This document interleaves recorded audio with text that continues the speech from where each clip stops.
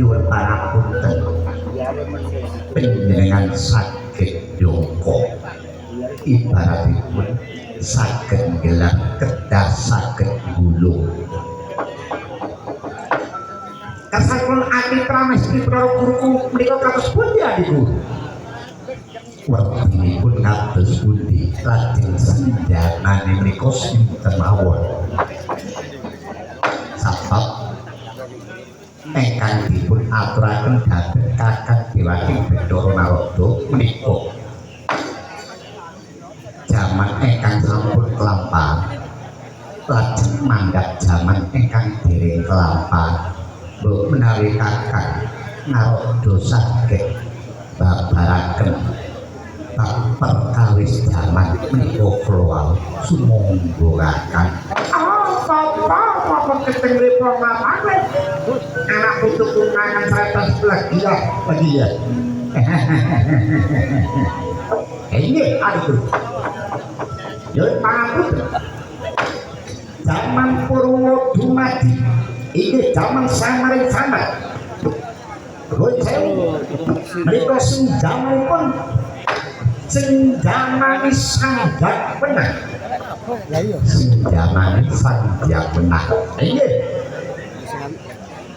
sahampunipun zaman samaring sangat kancik wonten zaman Samaraya menika kancik wonten zaman Samaraya senjamani adi pramesti Bathara Guru kelawan Dewi Sri Widowati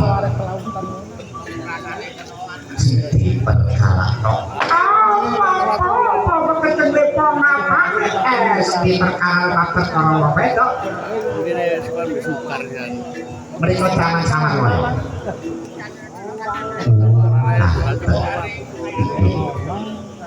lajeng saklabunge zaman Samaraya kancik wonten zaman Wiwaha sing zaman boten wonten malih Nata Rogastina Prabu Subanata dan Prabu Petak Banjaran perkarane kapat wujuding Dewi Mindorata Mindorati royokan wong wadon ati Bathara Guru wong wadon malih inggih lajeng telasi zaman Wiwaha telasipun zaman Wiwaha menika kancik zaman Tirtaya sing zamane Harjuna Wijaya kawan Dasamuka perkarane Dewi Citrawati inggih wanita wong wadon malih apa latare wong wadon nah iki to cilaka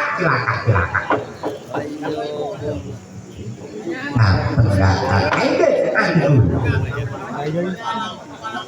telasi zaman Tirtaya lajeng mandhap zaman Antarayana sing zamane apa mboten wonten malih Bathara Rama dan Dasamuka sing perkara Dewi Sita wong wadon malih iki bolak-balik wong wadon mulane dene iki nyari remet perkara niku nek boten enten niku nggih boten enak boten rame karen Amadwata nah ini telasipun zaman Antarayana andhap zaman Antarabuka perkara donya bala perkara negara sing zamane Pandhawa kawan Kurawa antara wayah buka angan kalau mikir bingungan sedih goe perkara pangan geger karo dole gak nyamuk di perkara perkara pangan direwani benak pemenang kuburan sedih perkara pangan. Iya itu. Boten main pencaman ambar buka. Ini. Sak matuni jaman antara buka. Mantap wujudin jaman purwa madya. Sing jaman ini negara Mataram Singosari lawan Mojopahit. Perkara royokan gedang gedang Panguso. Ngaten. Rikolo semangat. Iya. Lajeng sakrabungi jaman Purwo Madi. Ayo mandap wujudipun jaman madya. Lah iki mulai donya rame. Sing jaman Brawijaya kelawan Raden Ratah. Wonten tetembungan Gojali Suto Gojali perkara tuwa Suto anak. Wong tuwa kelawan anak gegel bab perkara keyakinan putrika semanten. Oh, nah, ini ada dulu. Lajeng sakrabungi jaman madya tekan jamane Brawijaya. Ing riku kelas kancik jaman apa? Mereka jaman Kamardika. Nusantara luka saka penjajah. Selamat tak kelaru kawan. Mereka kahananipun jroning Nusantara. Jaman Kamardika. Kailing aja nih selamat tak. Sakrabungi jaman Kamardika.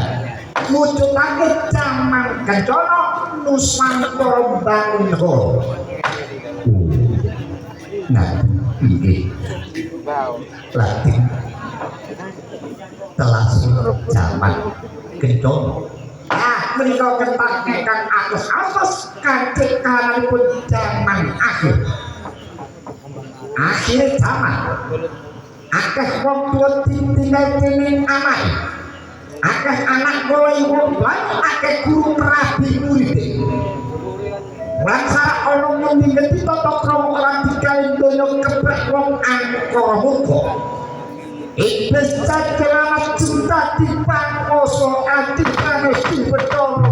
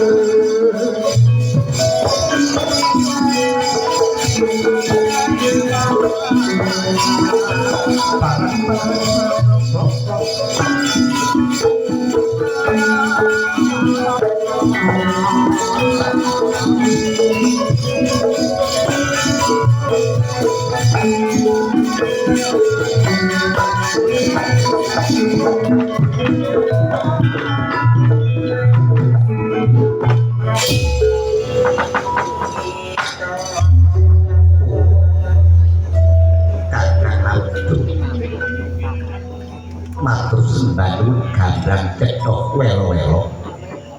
Anggenipun Kakang Narada menika paring pitedhah-dhateng ingkang rayi. Inggih matur sembah nuwun Kakang. Inggih sami-sami adi prami sedulur. Dekat anggenipun dene krembakan bab perkawis jaman. Nuwun sewu. Dadane penggawe pangunek-unek sajroning tias mriku boten kene dipun sewake malih dinten menika badhe kula wedharaken upamiya yen boten wonten ingkang narimat nopelan dados aturipun ingkang rayi minangka panguwasa wonten sajroning kajuangan Suraya dados peraturan nyawa sekalian Purbawasesa mriku wonten astagipun ingkang rayi.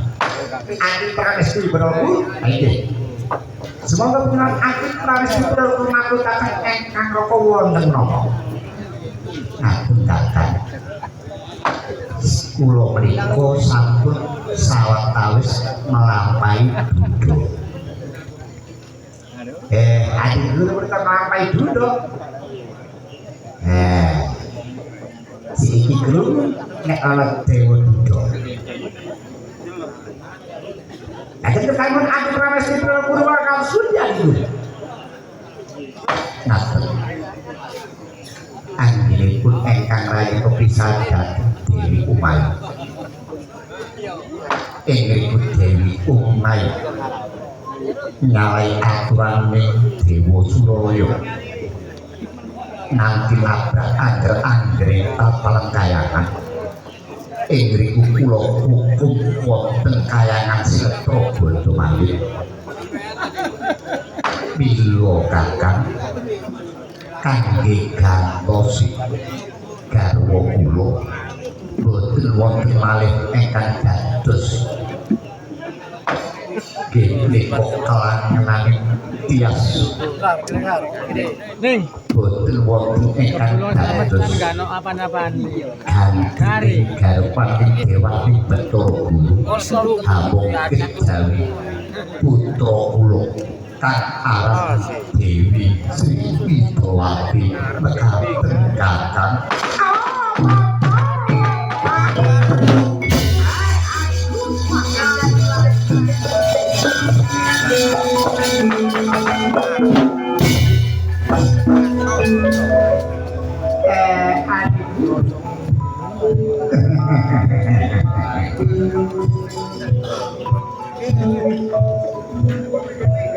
Apa panjenengan wonten ibu sinten Dewi Sri Widawati sinten Bathara Guru apa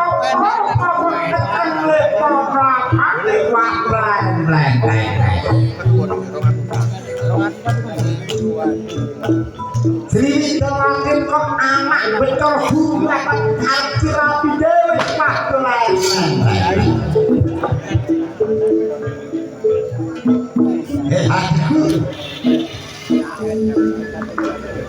Guru nyebutaken sampun dipun pajotaken jangkanipun ati pramesti Bathara Guru. Sampun minger kebati. Sampun mau jagate ati Guru. Boten datang. Saking gedene kados lan kula boten kenging dipun bantah. Saged boten saged lampah boten lampah ingkang rayi kedah daun jatrik putri kula kang aran Dewi Sri Widawati mekaten Kakang. Apa adikku apa niku mereka buat menentas dan adikku wis petunggal datang para putra Dewa Suraya. Ada adik guru boten angin aku akan datang putra dewa belai Kakang kula suwun pikiran sampun dados pepalang kula suwun pikiran menika sampun dados menika panggridu jangkane ingkang rayi Dewati Bathara Guru. Mila Kakang kula suwun panjenengan kedah sanjung menapa kang dados pandhawipun ingkang rayi Dewati Bathara Guru.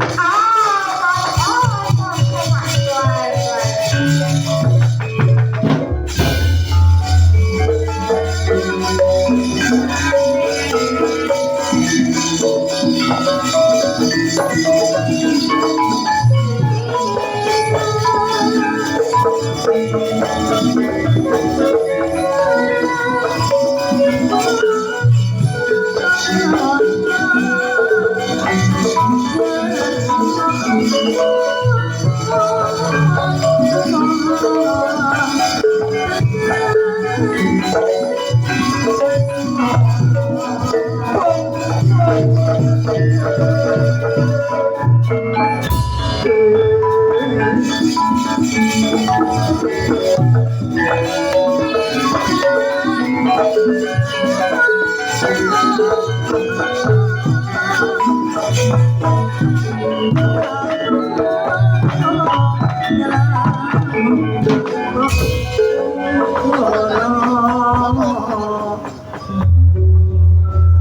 pundi Kakang sarujuk napa mboten yen sarujuk semangga panjenengan Kakang Narodok matur dhateng ingkang rayi yen boten sarujuk nuwun sewu Kakang dinten sakmenika kula minangka panguwasaning kaljuangan Suralaya wenang goro ora wenang den goroi wenang weruh ora wenang den weruhi wenang gawe ora wenang digawe yen Kakang Dewaning Bathara Narodok ora sarujuk iki dinten kula aturi seleh dados juru basa kayangan Suralaya mrateng Kakang.